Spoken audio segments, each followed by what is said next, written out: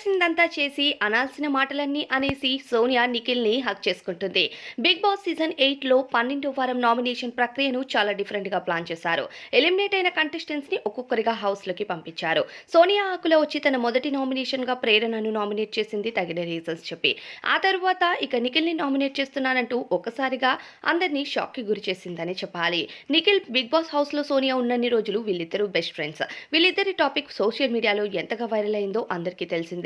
కానీ ప్రస్తుతం హౌస్‌లోకి వచ్చి నిఖిల్‌ని నామినేట్ చేయటం, అలానే నిఖిల్ పెద్ద మోసగాడు అంటూ మాట్లాడటం, ఏదైనా జరిగినప్పుడు ముందొకలా వెనకొకలా బిహేవ్ చేయటం, ఎవరు ఏదంటే దానికి తల ఊపుతూ మళ్ళీ వాళ్ళ కోసం వెనక డిస్కషన్ చేయటం, ఒక చాప కింద నీరులాగా వెళ్ళిపోవటం కరెక్ట్ కాదు అంటూ చెప్పటం, యష్మి, పృథ్వీ, అభయ్ ఇలా ఒక కంటెస్టెంట్ కాదు హౌస్‌లో ప్రతి కంటెస్టెంట్‌ని ఎగ్జాంపుల్ తీసుకొని చాలా రకాలుగా మాట్లాడుతూ ఇన్ని ఎగ్జాంపుల్స్ ఇస్తున్నాను. ఇంకా నిన్ను నామినేట్ చేయడానికి నాకేమైనా రీజన్స్ కావాలా అంటూ చెప్పి ఆల్ ది బెస్ట్ బయటకొచ్చిన తర్వాత కలుద్దామంటూ నామినేట్ చేసింది. థ్యాంక్ యూ అంటూ ఇక నిఖిల్ కూడా చెప్తాడు. కానీ ఆ తర్వాత నేను గేమ్ కోసం మాత్రమే హౌస్‌లోకి వచ్చాను. సో గేమ్ పూర్తయింది. ఇక అవన్నీ మనసులో పెట్టుకోవద్దు నిఖిల్ అంటూ మళ్ళీ నిఖిల్‌ని హగ్ చేసుకుంటుంది.